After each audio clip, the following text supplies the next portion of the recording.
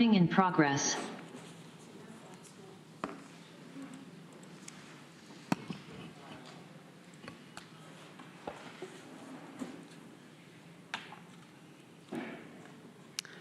Good afternoon. It is 5:30 and it is Tuesday, February 21st. Welcome to the Tompkins County Legislature. If you could please join me for the Pledge of Allegiance. Flag of the United States of America and to the republic for which it stands, one nation, under God, indivisible, with liberty and justice for all. Thank you. If we could have a roll call of members, please. Travis Brooks. Travis Brooks. Here. Randy Brown. Here. Amanda Champion. Here. Susan Curry. Here. Deborah Dawson. Here. Rich John. Here. Dan Klein. Here. Ann Corman. Here. Mike Lane. Here. Greg Mezzi. Here. Veronica Pillar. Here. Lee Shurtleff. Here. Mike Sigler. Here. Shauna Black. Here. 14 members present.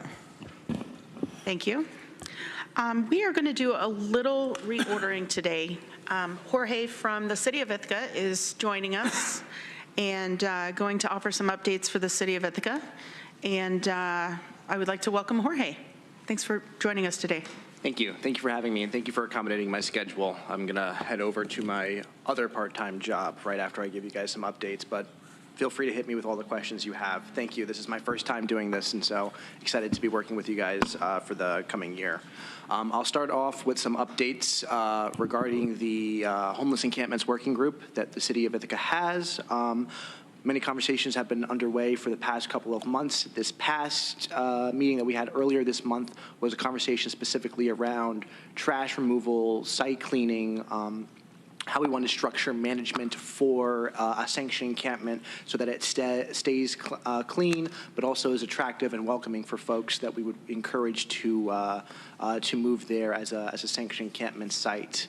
That discussion concluded with conversations about drafting an RFP for local organizations that are currently engaged with the homeless population in how we could best serve them going forward with a plan. And this would include organizations currently involved with like groups like the Continuum of Care and whatnot, who have been building these relationships with the unhoused populations. We want to make sure that we are cultivating a sense of trust with these groups when we are designing our plan, and that we're not trying to design something top down, so to speak. We are moving close to presenting a proposal at our next meeting, which will be happening later this week.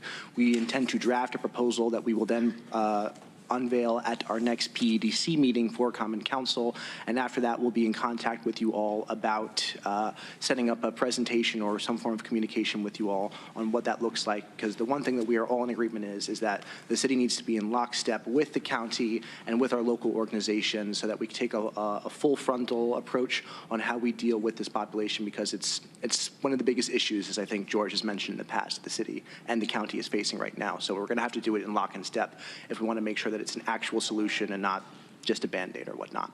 So looking forward to providing more updates on that as the week unfolds, and definitely following PEDC this coming March. Tomorrow at our City Administration Committee meeting, we're going to be having a discussion on new legislation introduced to discuss how we deal with vacancies. So Common Council, very interestingly, for the past couple of years has had noteworthy vacancies of folks having to resign or leave their position early.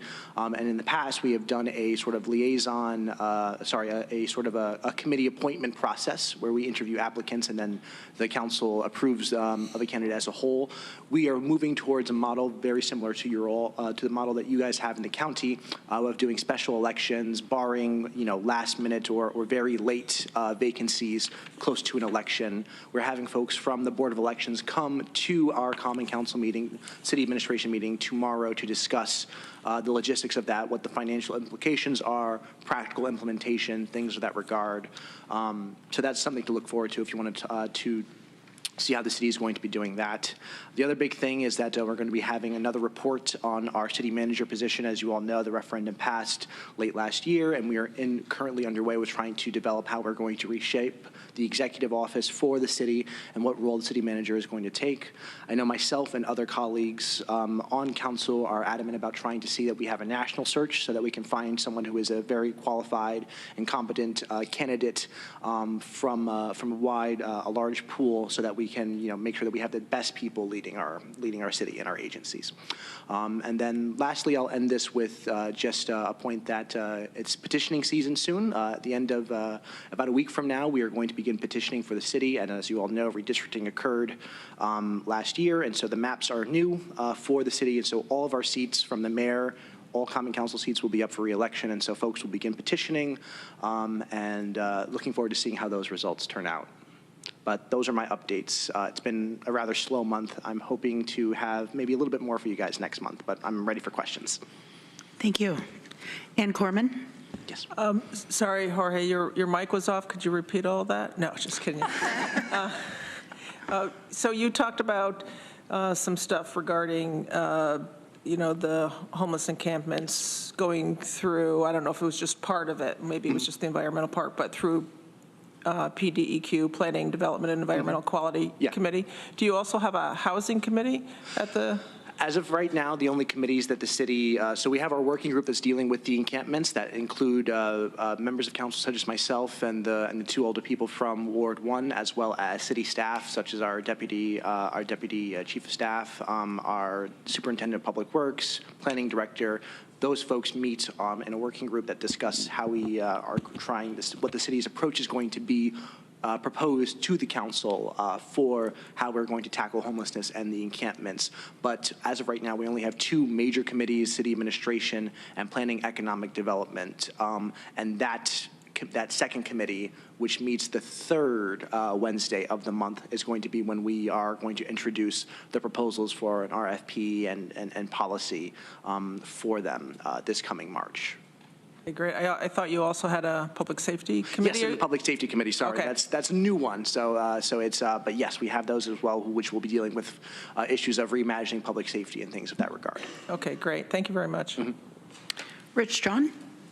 Jorge, thanks for coming in, and thank you for the report. I'm really impressed with the amount of time and effort the city is spending on the encampments. I think that's great, and the thinking that's going into it. I'm curious, with the presentations you're going to have, is the city moving towards a stated policy about camping on public lands?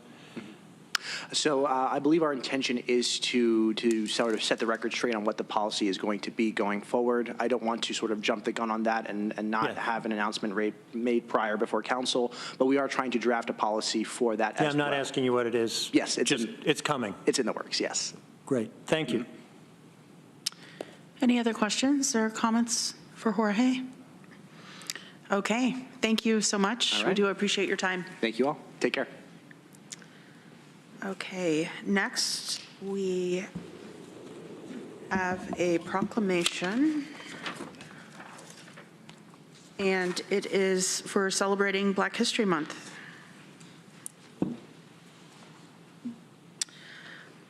Whereas Black History Month has been celebrated in the United States every February since 1926, beginning with a Negro History Week founded by Dr. Carter G. Woodson, the father of Black history, to enhance knowledge of Black history. And whereas African Americans developed our nation in countless ways, those recognized, unrecognized, and actively suppressed. And whereas African American citizens have participated and continue to participate in every American effort to secure, protect, and maintain the essence and substance of American democracy.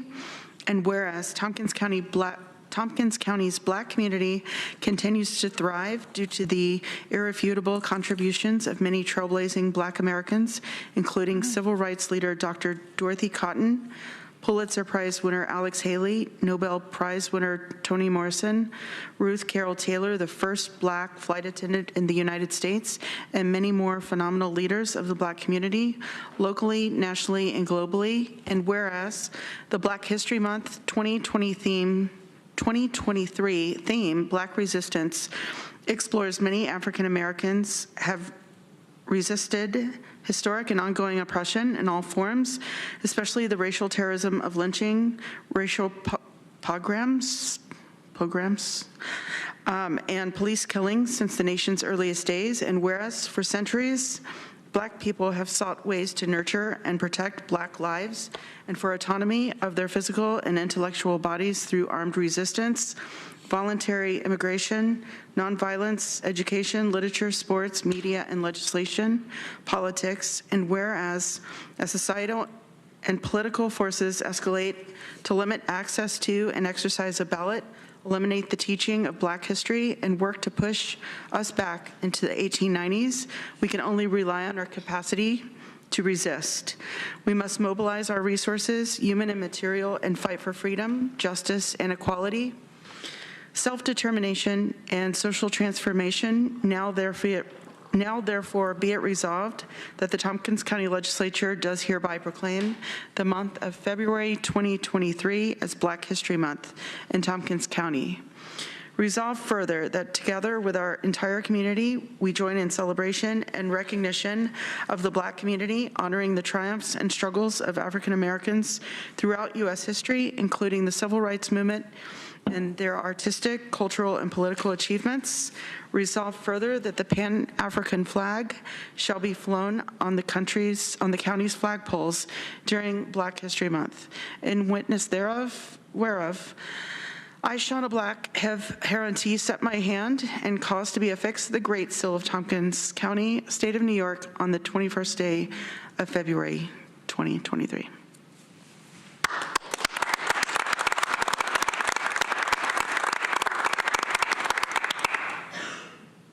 I did get somewhat emotional about this because if we'll all remember, this is something that Henry Garnison worked really hard on. So it's good to see this. And a reminder of Henry tonight.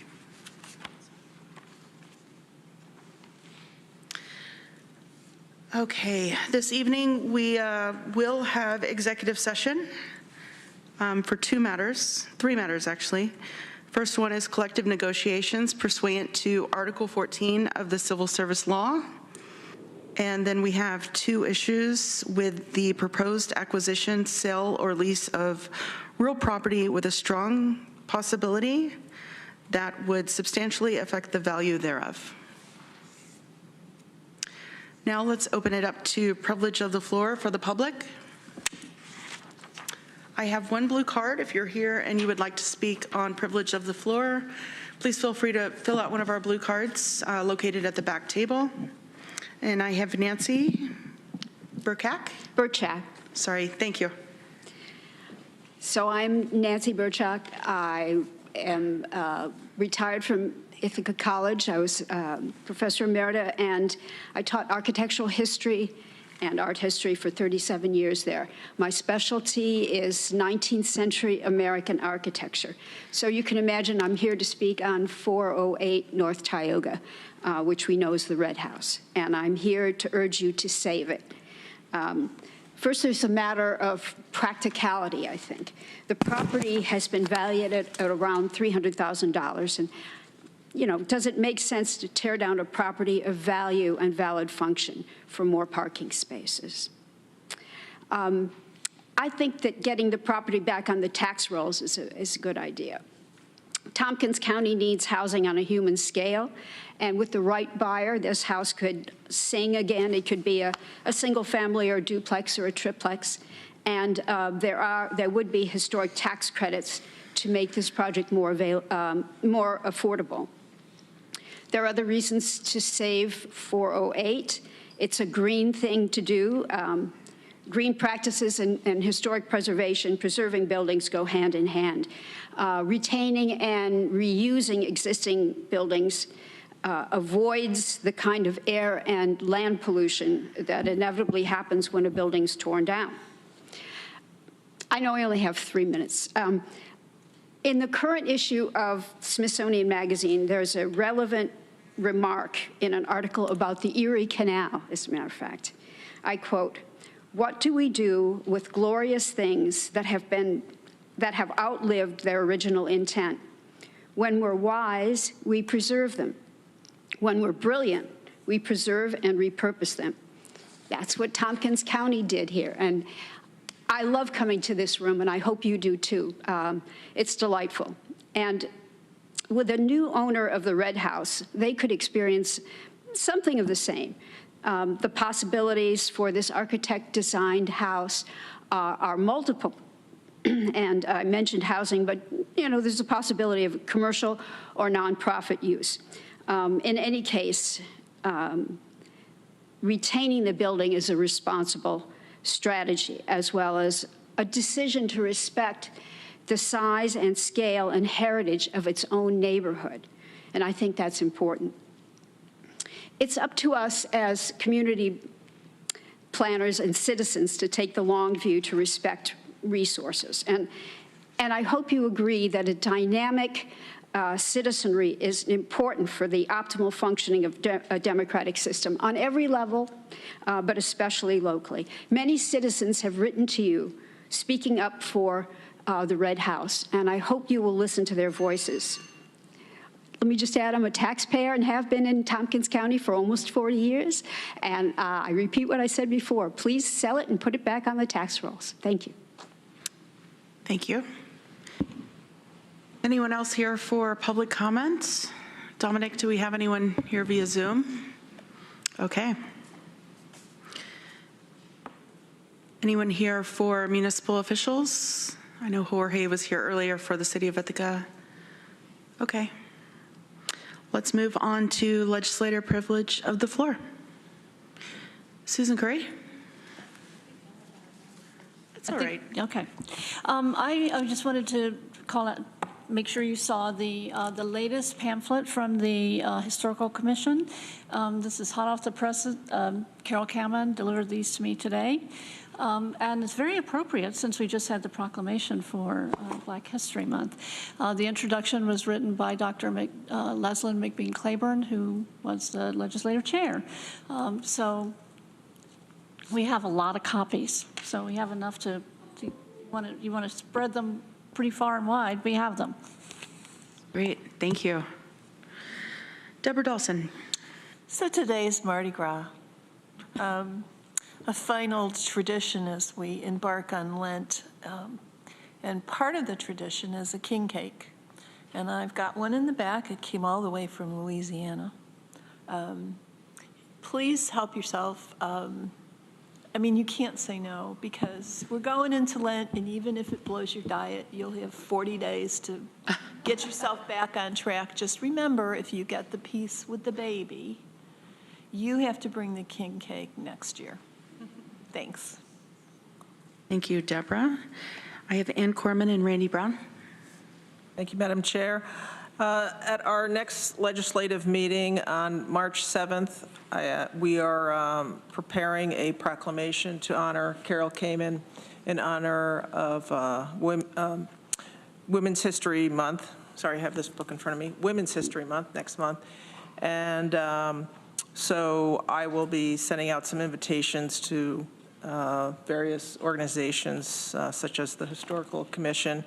And before we have that proclamation and start the meeting, we're going to have a little reception for Carol as she's retiring after 32 years. So please help spread the word. That'll be at 4:30 here at the Chambers.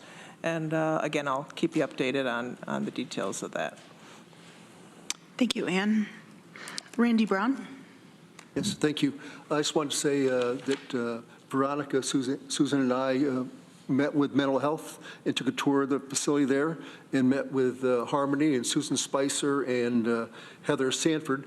And we got a tour of the PROS program, which I was not familiar with completely.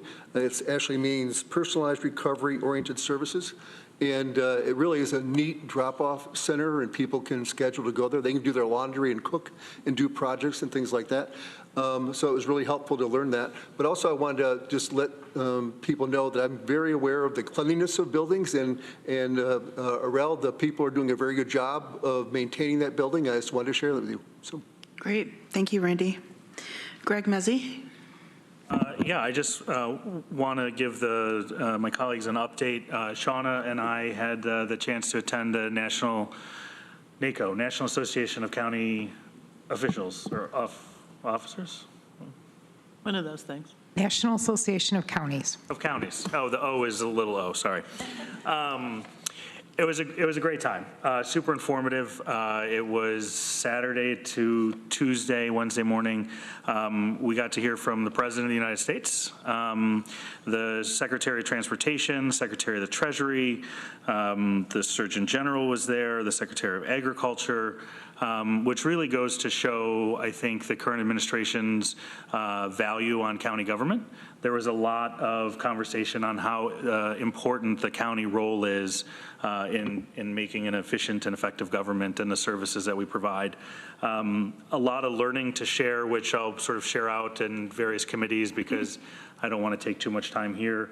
Appreciative of the opportunity because it was also eye-opening to realize that we're not the only county that has a homeless opportunity, right? We're not the only county that struggles with arts and culture funding.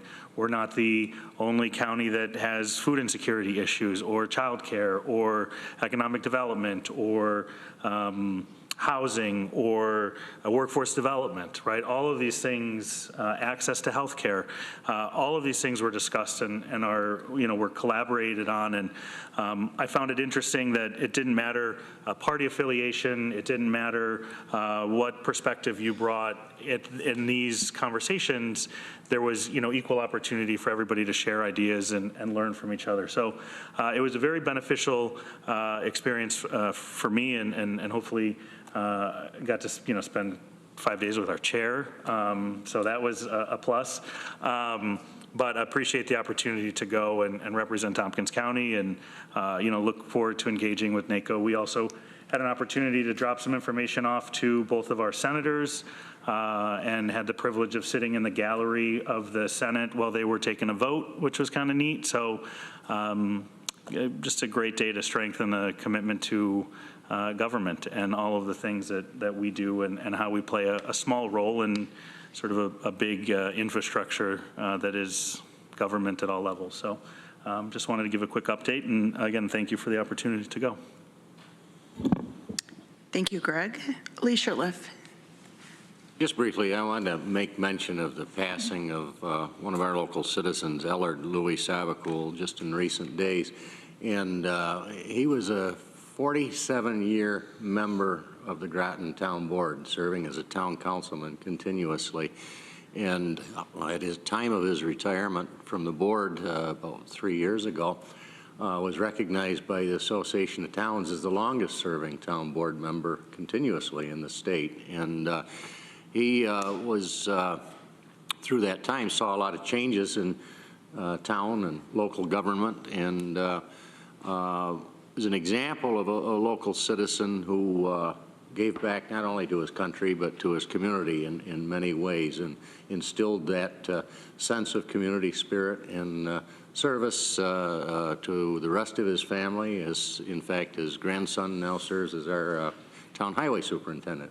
But he also served for years as part of our assessment review board.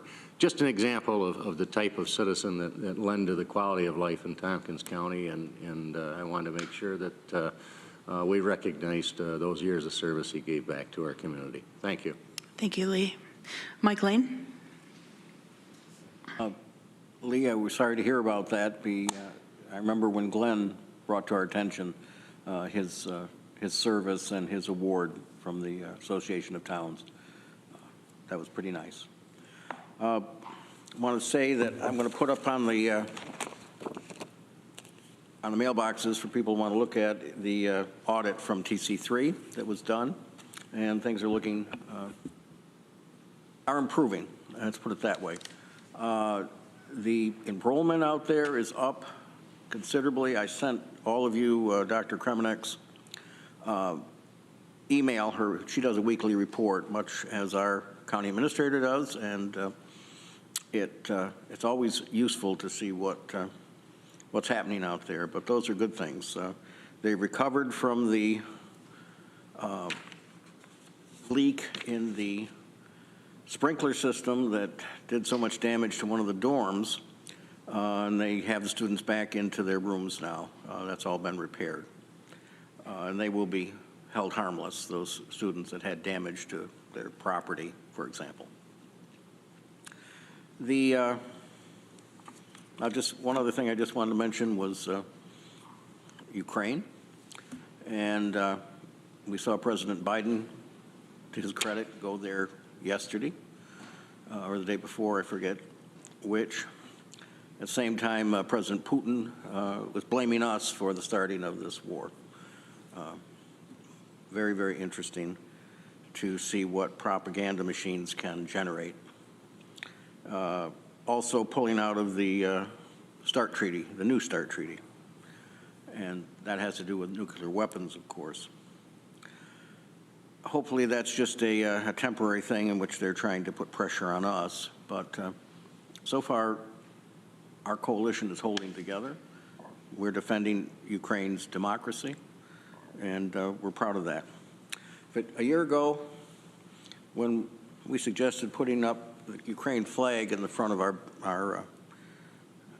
chambers here, I don't think any of us thought we were going to be here a year from then, still having to have the flag up there, still trying to show our support in any way we can. But amazing all the things that are happening. We have Russian refugees that have fled that country, that have been trying to come in through our southern borders, asking for asylum because they did not want to be part of the humanity that's being wasted in this war. Can't help but feel, whether we like what the Russians are doing or not, you can't help but feel badly for the members of their armed forces, some who have been thrown into battle with only a few days training and a gun in their hands, to face 21st century weapons and to often be killed. And the Ukrainians have been amazing. They've lost many. Their cities have been attacked with cruise missiles and other kinds of things that are unconscionable. Anyway, I just wanted us to remember that, and it's been a year. Thank you, Mike. Amanda Champion.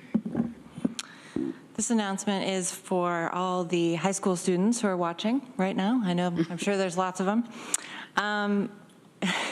Or their parents, maybe. Hopefully everyone here has heard about the Board of Elections new contest that is starting right now, and it's for students who are from 9th through 12th grade to design a new I voted sticker for our Board of Elections. And there's tons of information online. If you go to the Board of Elections, you can also go to tcgov.co/2023 sticker. Anyone can submit. There's some rules about the size, can be hand-drawn or created using a computer.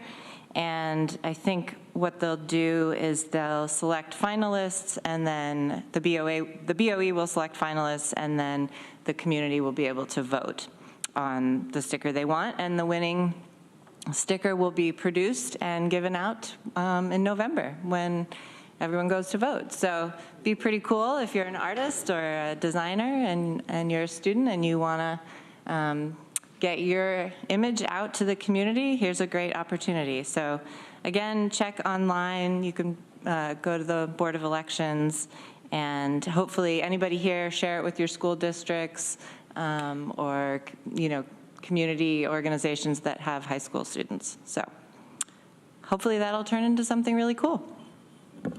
Thank you, Amanda. Ann Corman.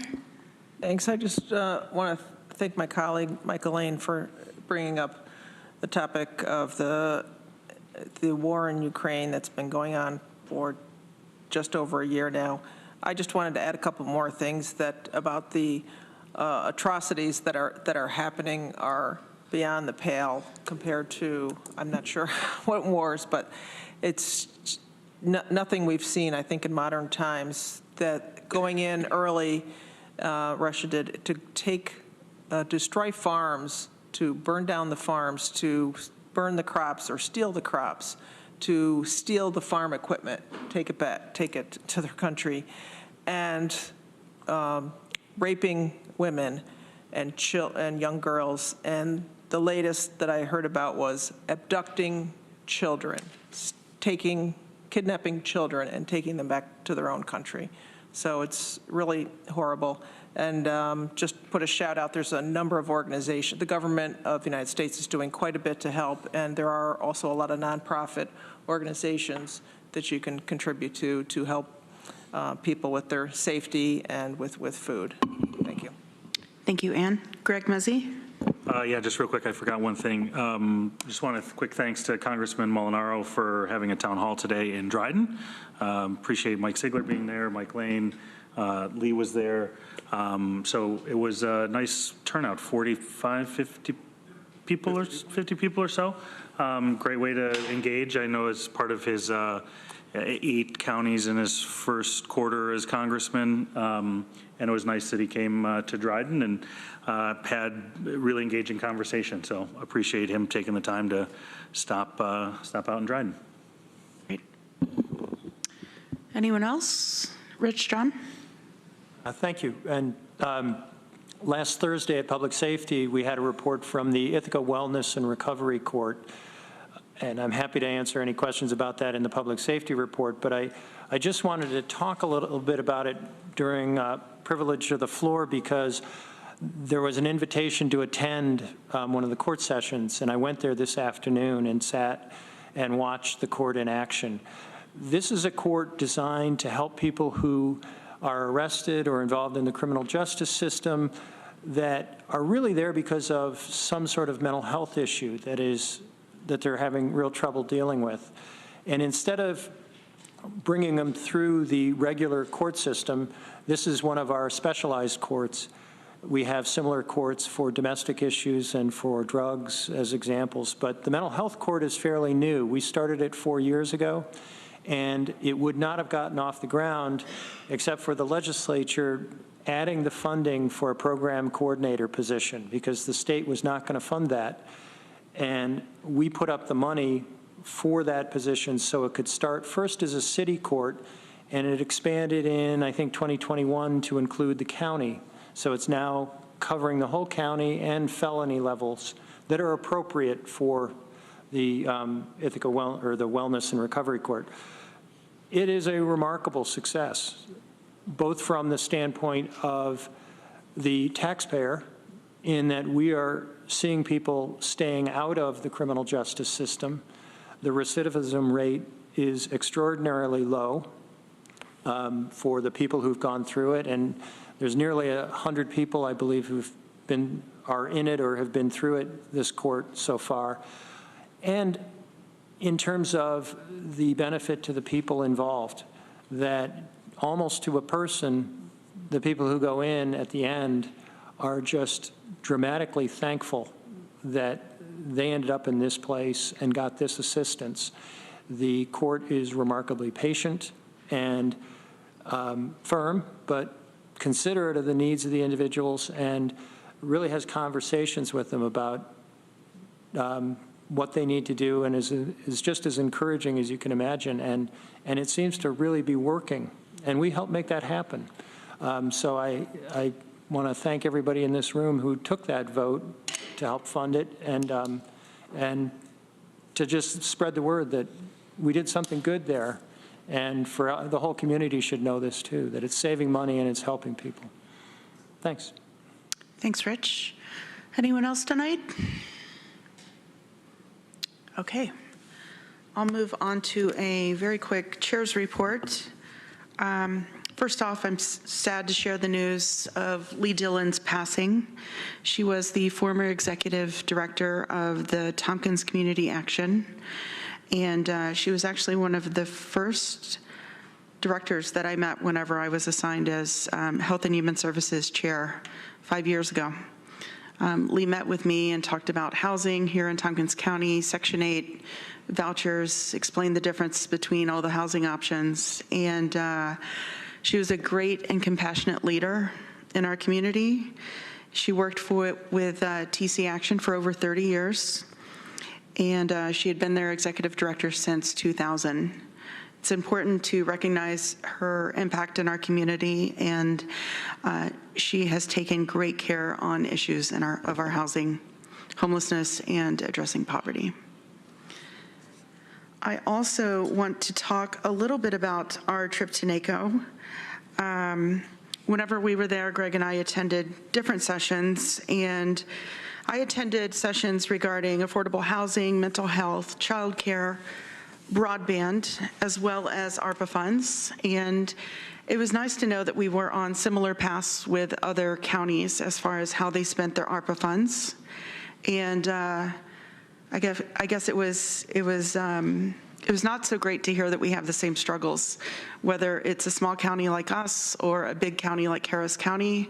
They're talking about some of the exact same issues, homelessness being at the forefront right next to mental health care.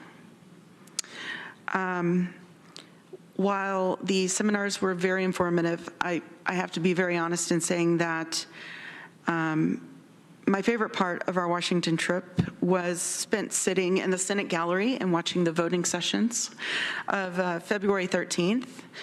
It was very interesting because you watch it on TV and it has a different feel. You don't get to see the senators' interactions with each other. But the senators filed in one by one and started their votes. And it wasn't just a conversation, but at some point it was like true partnership. It was the most bizarre thing I saw. Senator Warren, Elizabeth Warren was standing there, and Lindsey Graham did like a beeline to her, and then they fist bumped. And I was like, okay, that is something that, true story, that never in my life would I have ever figured out. We also saw Senator Kirsten Gillibrand, who went back and forth amongst the Democrats, amongst the Republicans, engaged in conversation with Senator Rubio, which is also something I figured happened, but to see it on the Senate floor was really interesting. And the other part that you don't see on C-SPAN is there were 14, probably, 14, 15-year-olds that sit on the steps of the Senate floor, and they file in one by one, and then the clerk of the Senate passes them a paper, and then they run the errand. They're pages, yeah. But I thought it was really cool because all these kids are very eager to get, Senator, who, so-and-so a glass of water, and they would run and open the door, and anyway, I thought that was pretty cool. And so I just wanted to let all of you know, thank you for allowing me to go to that. It was definitely a great experience. I would encourage all of you to, try NACO out, at least once in your tenure here, because it is a much different feel than NYSAC. I think NYSAC's a little bit smaller, it's more personable. But it was really a great experience to talk to other legislators from California, from Wisconsin, from Minnesota. And like Greg said, no one knew if people were Democrats, Republicans. We were all there with essentially the same issues. So it was a really nice format for that. And that is the end of my chair's report. I do have a chair's, let's see here. I do have a single chair's appointment this evening to the Tompkins County Youth Services Board, Susan Ainsley, Village of Lansing representative, and her term will expire December 31st, 2024. I think that there's a WDIC one. That is going to be an advisory board that we vote on. Yep. Okay, if we could start off by having our report by our county administrator, Lisa Holmes. Thank you, Madam Chair. I just have a brief report tonight, and it touches upon the resolution that you'll be considering tonight, which was passed at the last Budget Capital Personnel Committee, and it's regarding the governor's budget proposal to eliminate the pass-through of the federal Affordable Care Act, enhanced federal medical assistance percentage fund to counties, otherwise known as ACA EF-MAP funding. We've received notice recently from the Association of Counties, NYSAC, that based on their recent conversations with the governor's office, it does not appear that there's an appetite to restore these, the ACA FMAP pass-through for 2023 or at any date in the future. So I just need to underscore how serious this is for our county budget and all county budgets across the state. It not only will impact the 2024 budget process, but it will also go into effect. If it goes into effect, it will start as of April 2023, meaning 3 quarters worth of cuts in the current year's budget. The latest estimate I received from Tom Herden at DSS on this includes a cut of about $610,000 or more for the current year that would need to be enacted. And if this were enacted, it would mean the consideration of hiring delays or a hiring freeze, stopping the purchase of larger pieces of highway equipment, and it will also impact projections for what we can afford going into contract negotiations with our bargaining units. In 2024, we'd be looking at an ongoing expense of $1.5 million. So we'd start out the budget process immediately with a 3% increase in the tax levy without some further action taken. And then there's, of course, the local tax cap that we in every county would still be expected to comply with. So the resolution you'll be considering tonight is an important step in advocacy to try to stop these cuts from taking place. The NISAC conference is coming up next week, and it will be important for those of us as county contingents to make our state and federal legislators aware of the impact to local governments. So that was the main piece I really wanted to underscore tonight. The other brief items to update you on are the searches in progress, and there are many searches in process. Ruby and her team have been very busy. We're midstream in the search for Chief Equity Diversity Officer, and we will be holding interviews all day this Friday. And then an update on the search for Homeless Services Coordinator. Application period is still open through February 27th with a good number of applicants in the pool for consideration. And the County Historian search, the application period is also open through February 27th, also with a number of applications received already. And anyone with an interest in those or other employment opportunities should visit the county's webpage, the HR webpage, for more information on those. I think those are my updates. Thank you, Lisa. Welcome back from vacation. Thank you. Greg Mezzi. Quick question, and it's a homeless service coordinator. Is that the title? Right? What's the hiring process? Is that a direct report up through you? Is there a committee? What's the? There is, there will be an interview panel, and it will be made up of, it will include legislators, department head, county administration, and some other community partners. Awesome, thank you. Any other questions or comments for Lisa? Okay. Next is County Attorney Bill Troy. I have nothing of great note to report to you this evening. Okay. Thank you. Any questions or comments for Bill? Okay, next up, Director of Finance, Drew Brayman. Good evening. Thank you, Shauna. Just a couple quick updates. We're working on a number of our year-end items, trying to do closeouts, working with departments to wrap up 2022, and getting ready for all the audits that we go through. It was a holdup in the fourth quarter sales tax. We didn't get all the reports from New York State. I got those today, so I will have something out to the next Budget Capital Personnel Committee on those. And, you know, mirroring Lisa's comments on staffing, we have a couple vacancies we're searching for now. And we have 2 people out on medical leave, so that's been a struggle for our office. But we thank everybody for the patience and everything going with it. There was an item in the state budget changing how we do the property tax auctions, and we're analyzing that. So there'll be probably some more information coming forward on that as we get in analysts on that. So working with Bill Troy on that a little bit too, because it's also pending a couple court cases. So more on that to come. I'm open for any questions. Thank you, Drew. Any questions for Drew? Okay, thank you, Drew. Thank you. Are there any resolutions to be added or withdrawn from the agenda? Deborah? Yes, thank you, Madam Chair. BCP last week passed a resolution calling on the state of New York to continue to pass Federal Affordable Care Act enhanced federal medical assistance percentage funds through to counties as Congress intended.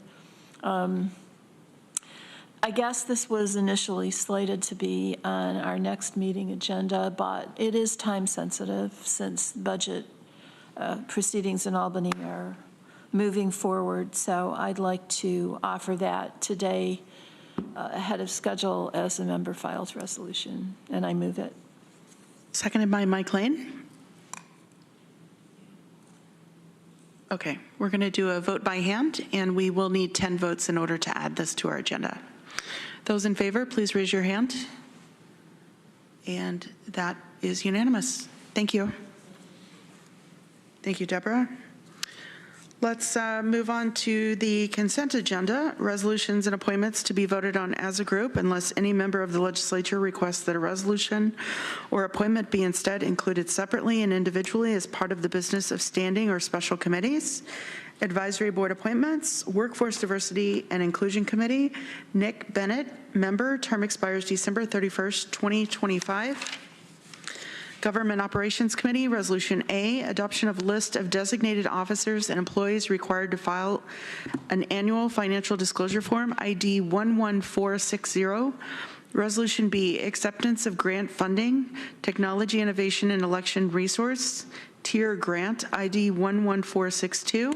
Public Safety Committee, Resolution C, budget transfer adjustment, corrections part-time funds to Deputy Sheriff part-time funds, Sheriff's Office, ID 11419. Resolution D, authorization to accept Homeland Security grant funds on behalf of Cornell University to maintain a regional K-9 explosive detection team, pending public, sorry about that, ID 11467. Resolution E, authorization to accept grants from the Office of Indigent Legal Services assigned counsel, ID 11485. Facilities and Infrastructure Committee, Resolution F, approve a funding agreement with New York State Department of Transportation for Fall Creek Road Bridge, BIN 3314130, over Fall Creek Rehabilitation Project, PIN 3756.19, Town of Dryden, ID 11430. Can I have a mover, please? Remove D. Okay. We're going to take off D. And can I have a mover, please? Moved by Ann Corman, seconded by Travis Brooks. We're going to do a regular vote by hands. All those in favor? That is unanimous. Thank you. Now we're going to move to standing and special committees. Government Operations Committee, Amanda Champion, Chair. I like being first, but I don't have a report. So we will meet next Thursday at 10 o'clock. Thank you, Amanda. Any questions for Amanda? Okay. Planning, Energy, and Environmental Quality Committee, Ann Corman, Chair. Thanks, Madam Chair. Thank you. Due to the President's Day holiday, we are meeting at a different time this week, so it'll be Thursday, February 23rd at 10 a.m. And so a couple of things on the agenda I wanted to highlight. We are going to be talking about designating Tompkins County Climate and Sustainable Energy Advisory Board as the Climate Smart Community Task Force for Tompkins County, and designating a coordinator for the Climate Smart Communities Initiative. Say that 5 times fast. Let's see, and then we'll also be talking about the county environmental product procurement update, and then the 2023 department goals for the Planning, Energy, and Environmental Quality Committee as pertaining to that committee.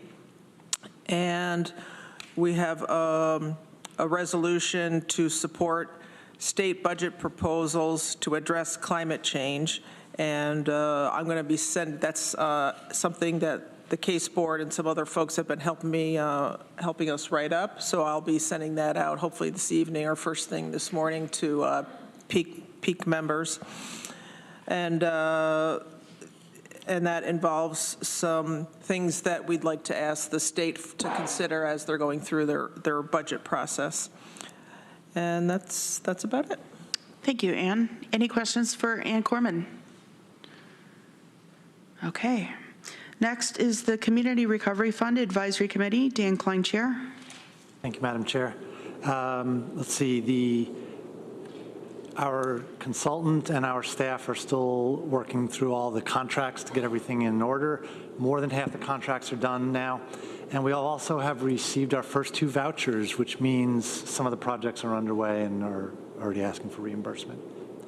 Next meeting is March 6th, and that's my report. Great. Thank you, Dan. Any questions or comments for Dan? Okay. Next is the Budget, Capital, and Personnel Committee. Deborah Dawson, Chair. Thank you, Madam Chair. Before we get to the resolutions, I just wanted to talk to you briefly about one of our committee goals for 2023. We've been talking about our committee goals for the last 3 months, actually, because we're eager beavers. And I sent you this document earlier today. There are several things on it that might be of interest to everyone. But one of the things that we're going to be looking at is the legislature's budget process. And part of the impetus for this certainly has come from Norma Jane. But I personally was taken aback by all of the surprise OTRs we had in our last set of budget hearings.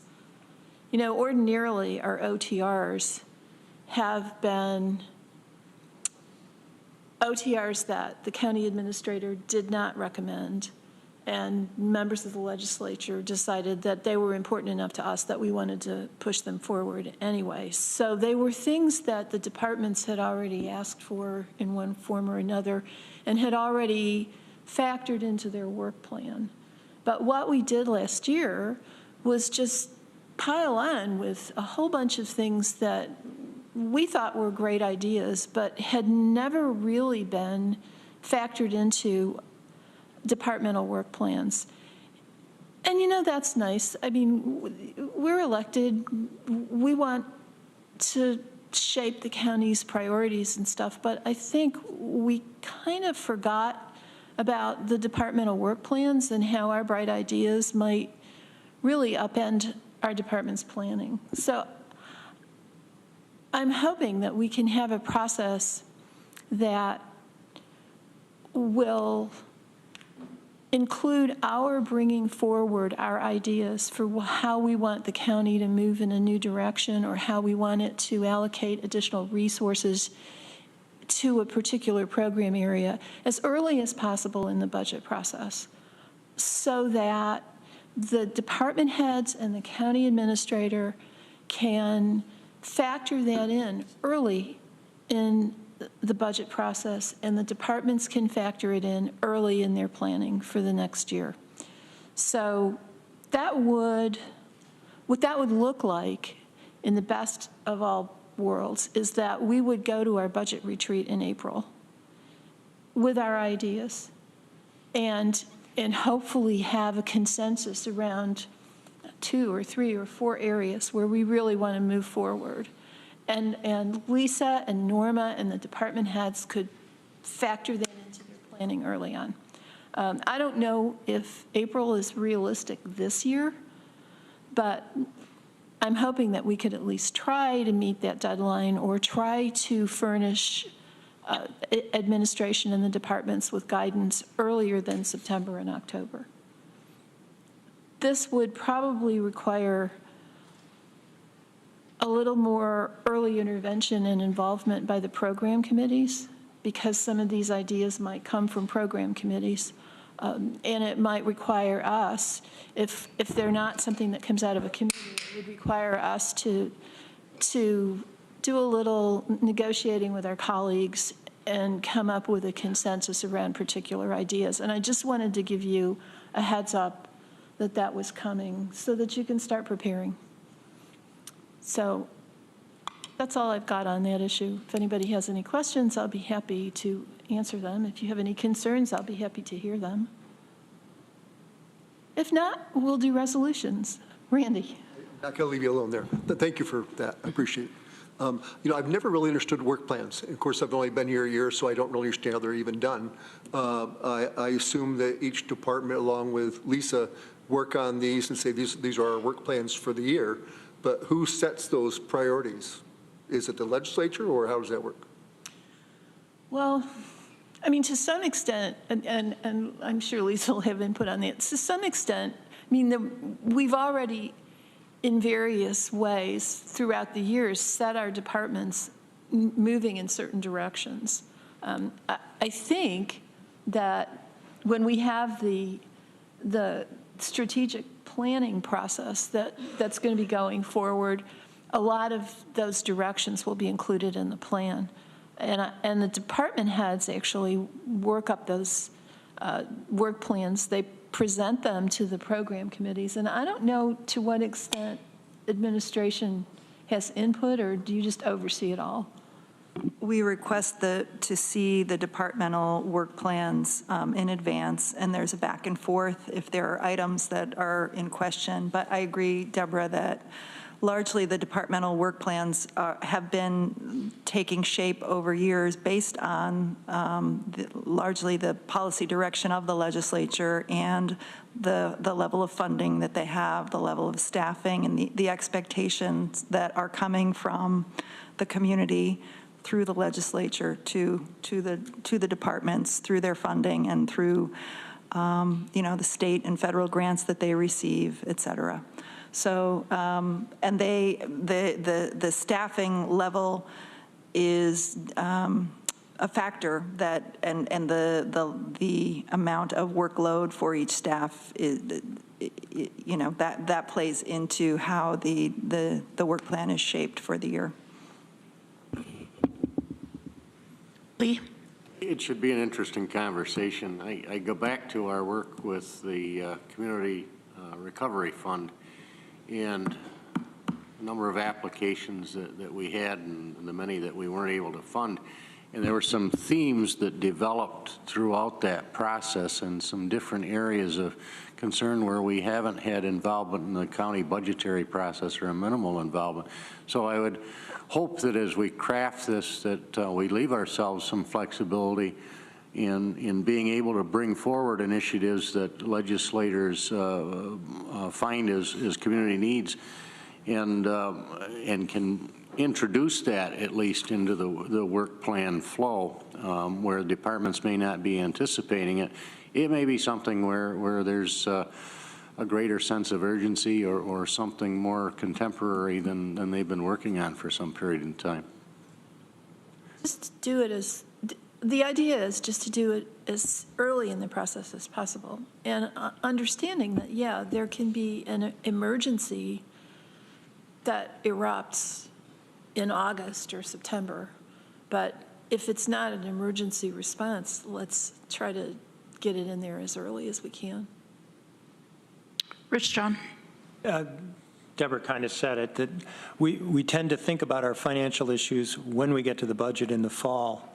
And the discussion at BCP was really, if we did that earlier, there'd be far more time for consideration of how that fits into the department's present work plans and to make sure that we're not rushed at all in the fall.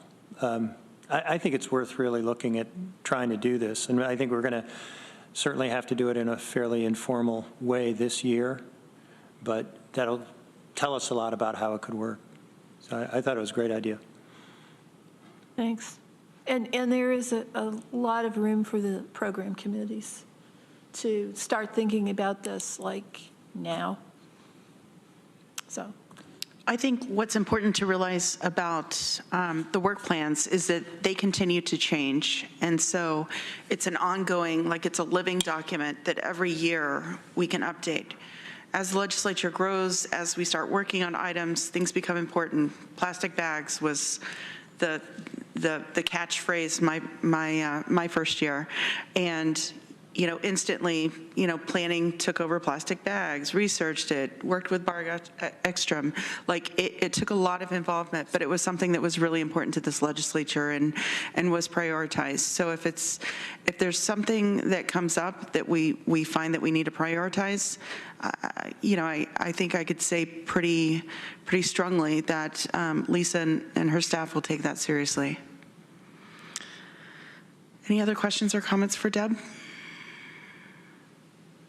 Okay, resolutions, Deb? Okay, yes, ma'am. Can we do the EF Sure. MAP resolution first? So I'd like to move this resolution calling on the state of New York to continue to pass Federal Affordable Care Act enhanced federal medical assistance percentage funds through 2 counties as Congress intended, and I so move. Seconded by Veronica Pillar. Would you like to speak to this resolution, Deb? Well, I think Lisa's comments were a pretty compelling statement of why we need this. We're going to take a $610,000 hit to our 2023 budget if this goes through. Next year, it's going to be more like $1.5 million. That's an automatic 3% increase on our tax levy, and which is probably going to be more than the actual cap. So counties across the state are going to be in a position where they're going to either have to cut services and cut staff, or they're going to have to significantly increase their property taxes. We're just going to have to put as much pressure on our state legislature as possible to override this proposal by the governor. Rich John, Mike Lane. Yeah, and I just add a little bit of history here, not to get too far into the weeds, but for those watching at home, the money was passed by our National Congress to enhance certain Medicaid programs, and the idea was it was a payment to the states, and for states that require county contributions, that some of that money at least would be passed on to the counties. And in fact, New York State agreed to do that when they first received this money, but they've been sitting on a large portion of it in a process. They're saying they're reconciling the payments. But that has been a completely opaque process, and we haven't received the money. And now the current proposal is to just have the state keep all the money while asking for more services, enhancing the services, and we'll be paying the cost locally. So the hit comes in more than one way, and it's not what the federal Congress intended. And so that's why it's pretty upsetting. Thanks. Thank you, Rich. That's exactly right. Mike Lane? Yes, it's so troublesome because this isn't even in the governor's budget. Apparently, it's a regulation change that they're talking about. So asking our state representatives to look at this may be out of their hands. I don't know. Not that we ever see the budget get voted down. Our representatives never do that. They may hold it up for a while they negotiate, but this is not pretty. Other counties, I've heard as much as a 5% increase that they're talking about because of the loss of this money. And we are one of maybe two states in the union that require counties who get treated like poor relation by the state, require us to pay a portion of Medicaid costs, and also New York City. And we pay the most of any state that has counties do that. We are used by New York State as a method of increasing real property taxes without New York State having to impose a real property tax of its own. It just mandates to our county, you do this and you raise the money. Thank you, Mike. Greg Mezzi? Yeah, this came up as a topic today in our conversation with the town hall with Congressman Molinaro, and he had mentioned looking for a way to reaffirm the House and Senate's position in some way on what the original intention of this was when it was sent to the state. So, it's, you know, a resolution like this is definitely needed to show where we're at. And there's definitely a lot of people at all levels of government that think this administrative action, or as I understand it to be by the governor, is really sort of not where we need to be right now. So just thought that was interesting that there's people in our community that are talking about it outside of the 14 of us, and this is definitely getting a lot of attention. Thank you, Greg. Any other comments or questions? Okay, let's go ahead and vote for Resolution L. All those in favor, please raise your hand. And that is unanimous. Thank you all. Thank you, and I hope that somebody thanked Congressman Molinaro for his public position opposing this proposal by the governor, because I really appreciated it. But unfortunately, I couldn't be there today. I had another meeting. Said that to him. Great, thank you, Mike. Okay, I have a couple of other resolutions. Resolution G, appropriation from contingent fund Southside and Reach contracts, ID 11404, and I move that. Seconded by Amanda Champion. As I understand it, this is just getting the money out for something that we included in our budget. Okay, any questions or comments? Okay, all those in favor, please raise your hand. Okay, that's unanimous. Thank you. Okay, Resolution H, 2022 budget appropriation and adjustments for retroactive salary adjustments, Employees Union of the Tompkins County Sheriff's Department, ID 11452, and I move that. Seconded by Travis Brooks. Okay, and I would actually appreciate it if Lisa could address this. So this resolution calls for, we made the retroactive payments that were owed to the road patrol employees with the passage of the contract in December. And now the money just needs to be moved to cover those expenses in the sheriff's budget. So it's the one-time funds that were that are needed to make that coverage. And just to clarify something that was a matter of some confusion in committee, this is money that's been reserved over the years for this purpose, so it's not coming. That's correct. Okay. Yeah, each year, if we are out of contract, we set the funding aside that we would have put toward salary increases to cover them in the future when we do settle. So this comes out of that fund. Any other questions or comments on this resolution? Okay, all those in favor, please raise your hand. That is unanimous. Thank you. Thank you. And then finally, Resolution L, or is it I? I. Budget adjustment, acceptance of New York State healthcare worker bonus funding, vesting periods 1 and 2, ID 11453, and I move that. Seconded by Greg Mezzi. And this is another one of those targeted bonus programs, courtesy of the state of New York. I know some of us are not really happy that certain of our employees are being selected for preferential treatment, because I think everyone who worked through the pandemic for us deserves to be recognized and rewarded. But I don't think any of us want to withhold money from employees that's coming from the state. So there we are. Thank you, Deb. Any questions or comments? Okay, all those in favor, please raise your hand. Okay, that's unanimous. Thank you. Thank you. Thank you, Deb. Workforce Diversity and Inclusion Committee, Veronica Pillar, Chair.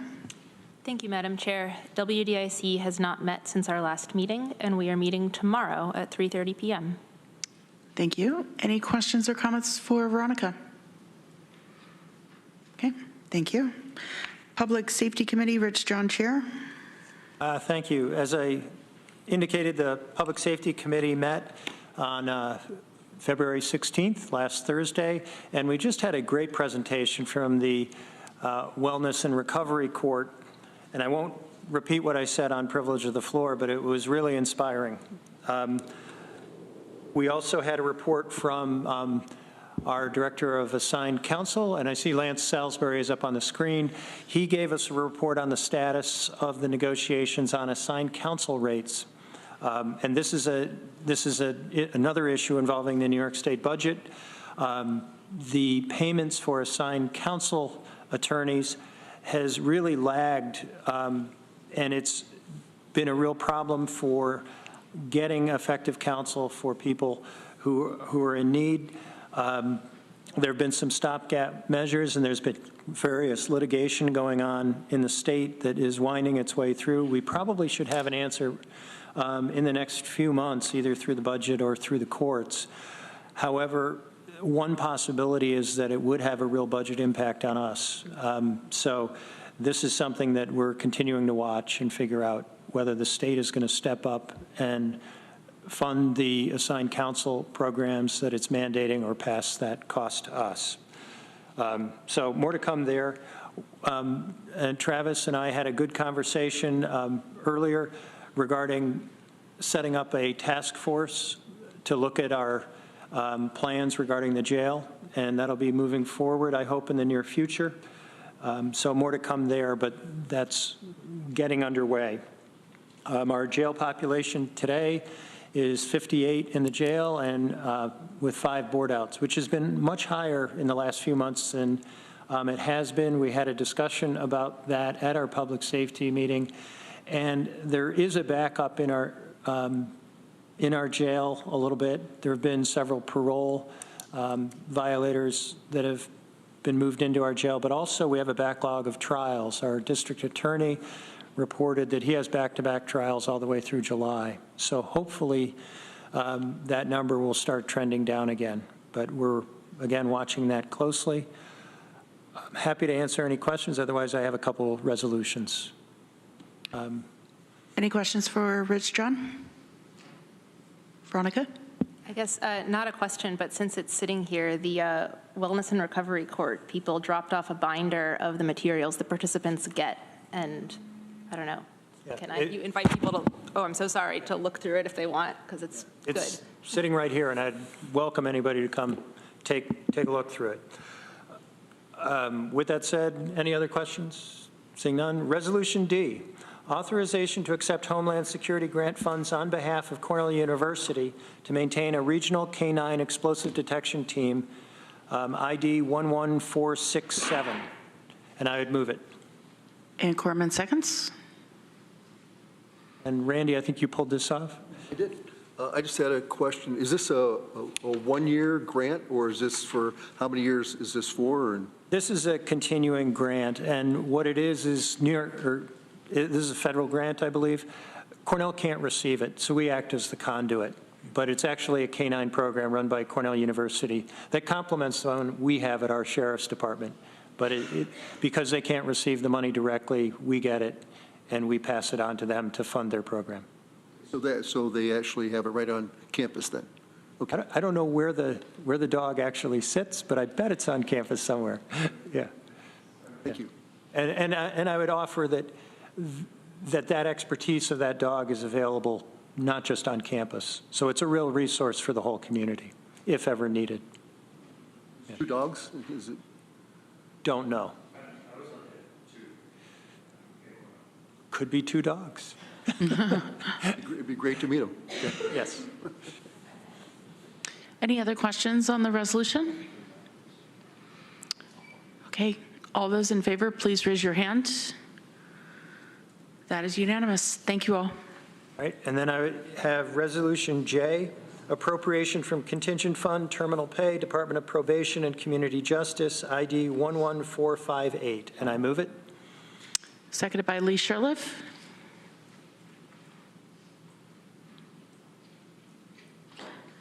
Any questions or comments for Rich John? Okay. All those in favor, please raise your hand. Okay, that is unanimous. Thank you all. And we will be meeting next on March 16th. Thank you. Okay. Any other questions for Rich John? I see none. Health and Human Services Committee, Dan Klein, Chair. Thank you, Madam Chair.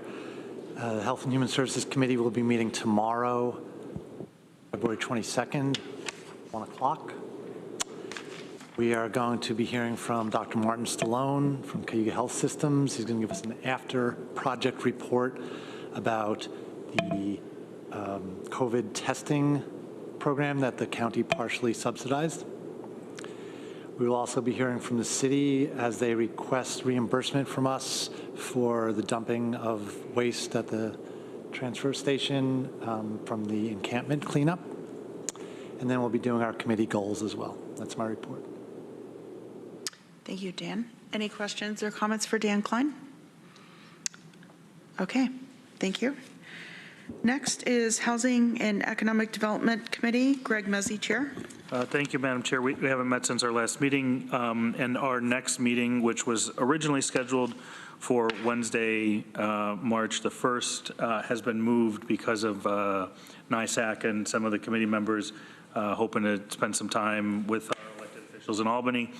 So our next meeting will be March the 9th from 3 to 5 p.m. And no other information to report. Any questions for Greg Mezzi? Okay, thanks, Greg. Next is Facilities and Infrastructure Committee, Mike Lane, Chair. Thanks. We met on February 16th. We had 40 full minutes of public comment. A number of people came in and they chose to speak to us about the Red House, the 408 North Tioga Street. To a person, they were opposed to the idea of deconstructing, or as many of them said, demolishing the house. And we heard a speaker this evening who echoed what we did hear a lot from the people who came to speak to us. We did have some discussion about that, but we had a rather lengthy meeting because of the long public comment. And we didn't get to everything. We didn't get to an executive session on that, but we will be talking about that more at our next meeting. We had a number of resolutions that are on the agenda. We heard from the airport director, Roxanne Noble, that the airport is planning to have a town hall at the airport to get out the word about airport services, and that will be on March 1st. At 5 o'clock p.m. at the airport.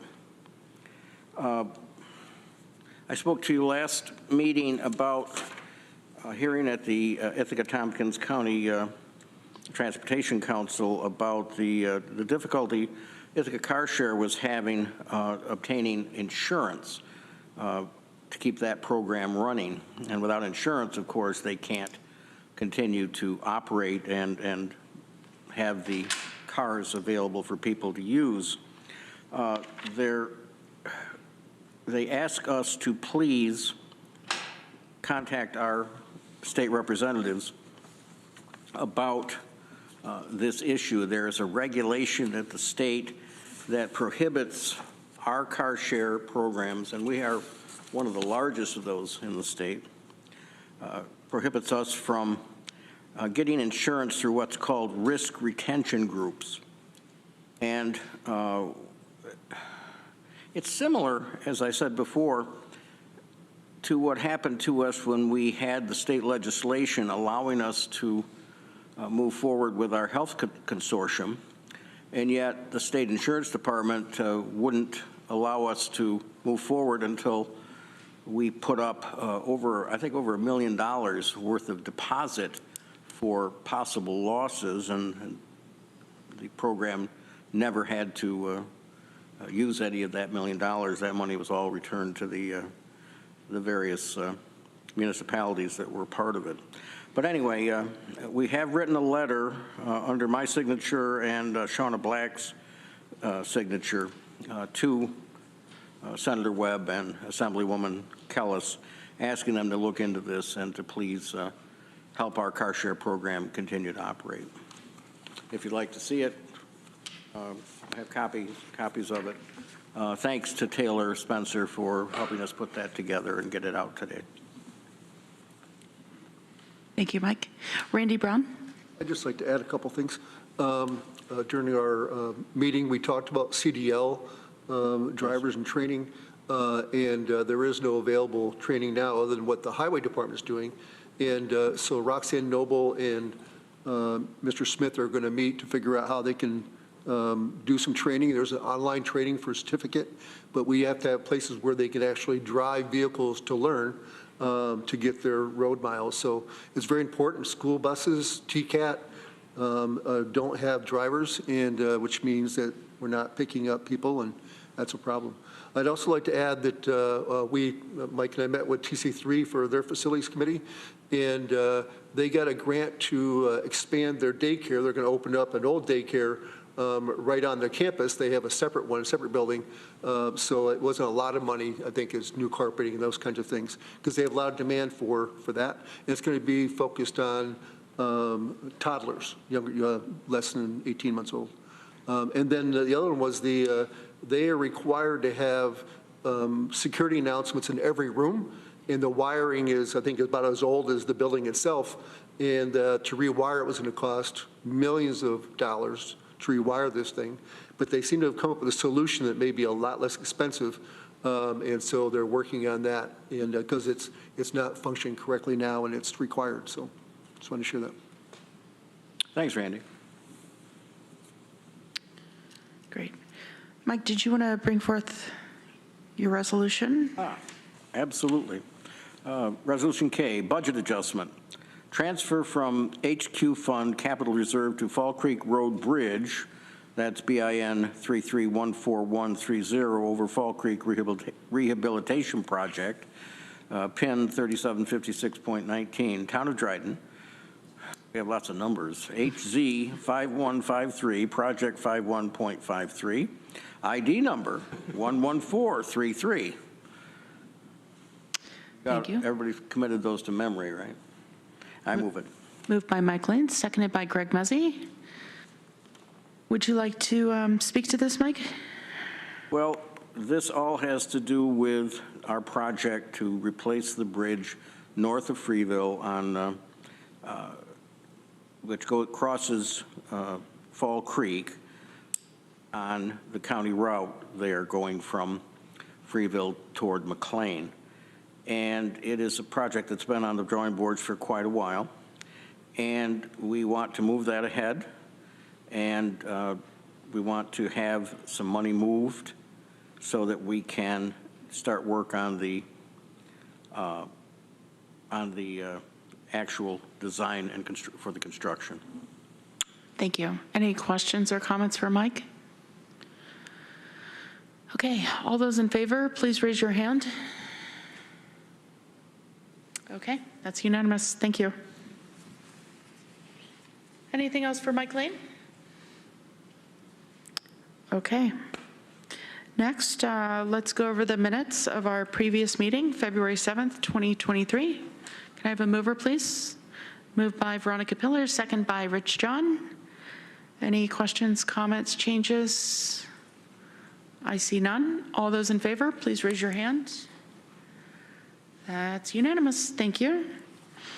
And if we could, yeah, go ahead. Sorry, if I could jump in. If I may, I would like to give a short report on the meeting of the Industrial Development Agency. That's great. Thank you. I've been asked to provide updates because people would like to know what we've been up to.